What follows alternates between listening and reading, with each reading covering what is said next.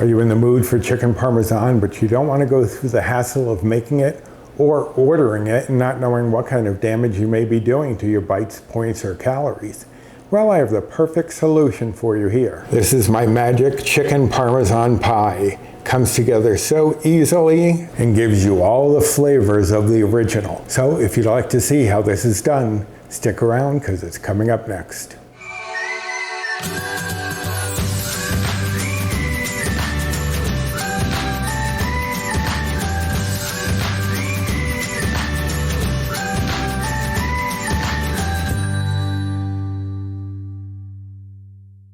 Hello and welcome to my kitchen. My name is Roy. I'm a home cook, an amateur baker, and I'm here on this channel sharing recipes that have helped me to lose over 125 pounds, whether those recipes are mine or someone else's. Now today is one of mine. I have a fixation lately.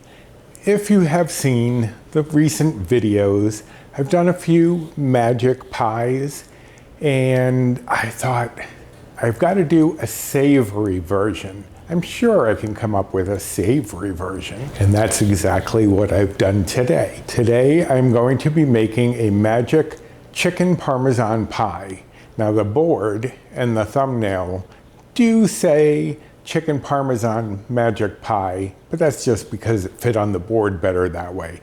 But I'm calling it a magic chicken parmesan pie. I've done coconut and I've done chocolate peanut butter, so I had to switch over to do a little savory, and this one is delicious. So let's go over the ingredients. I have here my cooking spray, of course, and here I have 1 cup of almond milk, and that is at room temperature. All of the ingredients are at room temperature. Usually, even if I'm cooking, I have them at room temperature.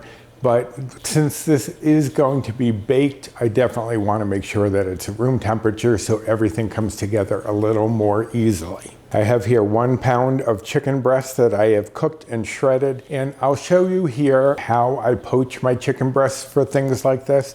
I also do the same thing for chicken salads or soups. So what I do is I set the chicken breast, and this one was a large 1 pound chicken breast, so I cut it in half just to make sure it cooked through, and I put it into a pot of cold water. You want to start it in cold water. Then I turned it on to high, let it start to boil, let it boil for 1 minute, turned the temperature down to low, covered it, and let it sit for 15 minutes. And it came out perfectly cooked. I checked it to make sure that it was cooked in the center. I then shredded it, but that's how I do it for chicken salad, for soups, for things like this. And I will put that in the notes section of this recipe just so you have that. But you could use a rotisserie chicken, you could use ground chicken breast, you could even use some lean ground beef and make it more almost like a veal parmesan, although I've never had veal. But anyways, we're using chicken, that's what we're going with, and that is the best way I've found to prepare it. Here I have 1/2 cup of flour, and we are going to be making like a little baking mix. A lot of these magic pies came about from using Bisquick, so I'm kind of replicating that by using some flour with some baking powder and salt. Here I have a 6-ounce can of tomato paste, and I've left it in the can because I want to show you an easy way to get all of that paste out of there. So I'll be showing you a little kitchen trick there. Here I have 2 eggs, of course they are at room temperature. Here I have 1 cup or 112 grams of shredded fat-free mozzarella. Now I always weigh things like cheeses and nuts just because the configuration of the product makes it a little challenging to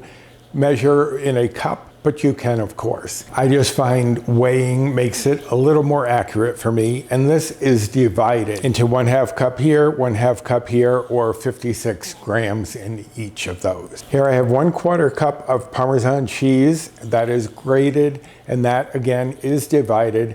And again, I weighed that, and it comes out to about 20 grams total, so each of those has about 10 grams in it, or 2 tablespoons each. Then to make our little baking mix, we have here 1 teaspoon of baking powder and 1/4 teaspoon of salt. Again, that's going to be mixed in with the flour to make our baking mix. Then I have 1 teaspoon of garlic powder, 1 teaspoon of Italian seasoning, 1/2 teaspoon of black pepper, and 1/2 teaspoon of onion powder. And that's all we're going to need. So let me shuffle a few things around and we'll get started. Okay, so first things first, as I said, we're going to make our baking mix. But we're not just going to make it with the baking powder and the salt. We are also adding in 2 tablespoons of the Parmesan cheese. That's going to help to give our crust a nice flavor that's going to go throughout the entire dish. And then add in the baking powder, the salt, and just whisk that all together to get a homogeneous mixture. And that's also why I don't have more salt in this recipe, is because the Parmesan and even the mozzarella to some extent is going to provide some saltiness.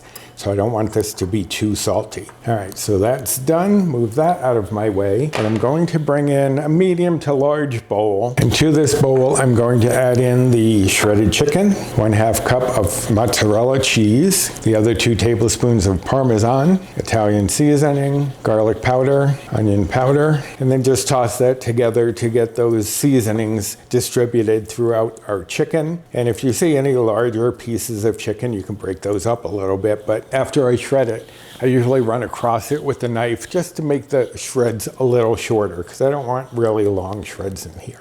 But just mix that to combine. So now for the tomato paste, what I'm going to do is open up the can, but I'm not just going to open up one side. I'm going to open up both the top and the bottom. And you want to fully open that up. You don't want any of the lid stuck onto the can because you need to push this through. So I have both ends opened. I'm going to remove one of them. And then with the other piece, I am just going to push all of that tomato paste out. Take off the lid, obviously. And then if you have any more in there, I have a little bit, but not too much. I'll scrape that out and add that in. And now we're just going to mix our tomato paste into our chicken. And if it gets a little difficult because tomato paste is rather thick, you could add a tablespoon or 2 of warm water just to loosen it up, but usually just working it a little bit does the trick. You just want to get that evenly distributed with the chicken. And see, I didn't need to add any water. You don't usually have to, but if it's a little challenging to get that all mixed together, you can definitely do that to make it a little easier on yourself. So that is all combined. I'm now going to bring in my pie plate. This is a 9.5 inch. 9 is usually what I go for, but for some reason my pie plates are 9.5. It still works out fine, so I'm not too worried about it. And I have coated that with cooking spray, but I do have the spray nearby because if you know my trick with cheese, fat-free cheese, I am going to be needing it later. But for right now, what I'm going to do is just take our chicken and just pour it into the bowl and just spread that out to cover the whole bottom of the bowl. I usually make a few little spaces because we are going to be pouring our crust on top, and I do want it to be able to get down there a little bit. So I'll usually just tap up and down this way just to get a few crevices for that crust to hold on to. All right, but that looks good right there. So I'm going to move that out of the way. I'm going to bring back in the bowl that I had mixed all of that in. We're going to let that flavor get into our crust a little bit as well, so I'm not cleaning out the bowl. And I'm going to add in the almond milk, the eggs, and the pepper, and just break up those eggs and whisk this together. And I'll scrape down any of the tomato paste and grab that up while I'm mixing. And you just want to get those eggs broken up and incorporated into the milk mixture. And that looks pretty good there, so I'm going to add in our baking mix, our flour, etc. And I am going to whisk this in, trying to eliminate any big clumps that I see. If you have a few small clumps, that's not too big of a deal, but you just don't want large clumps of flour here. And you could use an electric mixer if that's easier for you to break up the lumps. I can always use a workout where I can get it. And you also have to remember that there is the Parmesan cheese in here, so make sure that what you see as lumps isn't just bits of cheese. Okay, that looks good right there. Few little lumps, but nothing to worry about. So now I'm going to bring in my chicken. And now we're just going to pour this mixture all over the top of our chicken. Now I have my oven preheated to 400 degrees. That's what you want to bake this at. And now that that's in there, I'm just going to give it a gentle little shimmy, just because I want that crust to kind of seep down between the pieces of chicken. And I'm also going to, if any chicken is sticking up, just kind of pat that down and get that covered. But now this is going into my 400 degree oven for 35 minutes, but it won't be done then. We still have another preparation to do, but I will show you that once we get there. So 35 minutes and I'll be back. Okay, it's been 35 minutes. It's not done yet, because what we need to do is sprinkle on our mozzarella cheese, the leftover mozzarella, the 1/2 cup. Make sure you keep your oven on, because this will be going back in. Just going to take our mozzarella and sprinkle that all over the top.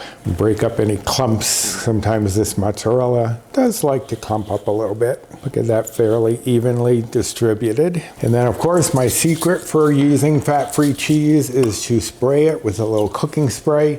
That will help it melt more naturally. A lot of times these fat-free cheeses will melt, but they just look like strings of cheese that kind of melded together. This will actually give you a nice melt. So just give it a little spray. And now this is going back in the oven for 6 to 8 minutes until the cheese is nicely melted. So give me a few more minutes and we'll be done. Okay, there we have it, right out of the oven, my magic chicken Parmesan pie. And one thing I will warn you about, if you wanted this brown and you wanted to put it under the broiler for a moment, do not do it in one of these Pyrex type pie plates. They will shatter under a broiler. So that's why I didn't opt for browning this topping. But you can see how lovely the melt is on that, and that is all thanks to our cooking spray. Now this has to cool for about 5 to 10 minutes just to let everything set, and so it's not like a molten lava when you bite into it. Now I'm going to be serving mine with a little side salad, but if you wanted to include vegetables into this, I would probably do like a cup of frozen peas or green beans, something like that. I wouldn't go for anything too big like broccoli or cauliflower, and I wouldn't go for anything raw. But if you wanted to add some vegetables inside, you could do that. Just thaw out the frozen vegetables before you add it in and mix it in with the chicken. Also, if you wanted to double this, say you were having people over, you could double this recipe and just bake it in a 9 by 13 pan. You may have to add about 5 or 10 minutes to the baking time just to make sure the center gets set. And if you are having people over and you don't want to be fussing in the kitchen, you can make this ahead of time. Go all the way until it's ready to go into the oven, wrap it in plastic wrap, foil, what have you, and throw it into the refrigerator. Take it out as you start to warm your oven, so that way it comes to room temperature a little bit more. But even then you may still have to bake it for another 5 minutes or so. But it's easy to make ahead, it's easy to double. You do what you need to do. And what I need to do is give you the nutrition facts. Now I do this as serving 4 people, and each of these is only going to be 3 Better Balanced Bites or Old Blue Points. I'm on the Healthy Better Balance plan, which is equivalent to the old WW Blue plan, which is around where the current plan is. I know you've heard it a million times if you've been here before, but for those who are new, those are the bites and points that I give. Now, if you are following calories, the calories for 1/4 of this dish is 420. And if you are following macros, The fat is 10.9 grams. Saturated fat is 2.9 grams. Protein is 34.8 grams. Carbs are 48.6 grams. Fiber is 3.8 grams, and sugars are 5.4 grams for 1/4 of this delicious dish. Now, I will be cutting into this shortly once it's cooled a little bit, just to give you a good view of what a serving size is. And you can, of course, make those serving sizes smaller if you want. You don't have to go by the serving size that I do. You do as you need to do on your weight loss journey. But if you enjoyed this video and this recipe, I would appreciate you doing the usual: like, subscribe, comment, share, and hit that notification bell for the next time I upload any sort of video. We do have a collab coming up on the 15th for fall flavors. We also have a tag coming up soon for those of you who enjoy seeing those tags. And our grandson Brian will be accompanying me on this tag video again, so get ready for that on the 10th. Hit that notification bell and you'll know when any of my videos are coming out. And if you want the recipe for this, it will be linked directly down below in the description box, as is the link to my blog itself if you're looking for any of my recipes. And if you're new here, I do have quite a few. In fact, I am compiling them into a cookbook. For those of you who haven't seen Facebook and all the updates there, I am doing the cookbook. I am going to do it as one cookbook because that was the overall consensus, that people wanted one cookbook. So I'm still converting now all of my dessert recipes into the format they need to be in. So it will still be a while. Please be patient. It is coming. Also down below, you'll find the links to my Amazon storefront. If I've used anything you are interested in, it may be there. My recipes with Roy Gear store is linked down there. My Fetch rewards, Built by Rewards, and my social media, both my Instagram and 3 Facebook groups that I'm part of. So check out that description box. There's all sorts of information down there. All right, so I think this is cooled long enough. Let me cut into it and show you what you will be getting for a serving of this delicious, easy chicken Parmesan pie.